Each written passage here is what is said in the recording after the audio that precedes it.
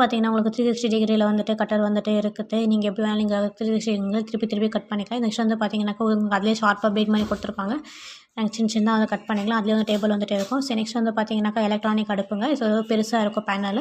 நீங்கள் 4 தோசை 5 தோசை கூட எடுத்து ஊற்றிக்கலாம். ஸோ நெக்ஸ்ட் வந்து பார்த்தீங்கன்னாக்கா எலக்ட்ரிக்கல் போர்ட்டபிள் வந்து பார்த்தீங்கன்னா ஃபேனு. ஸோ வந்து பார்த்தீங்கன்னா உங்களுக்கு டெஸ்க்டாப்பு எவ்வளோ ஹைட் வேணுமோ ஹைட் அட்ஜஸ்ட் பண்ணி யூஸ் பண்ணிக்கலாம். இது வந்து சார்ஜபிள்.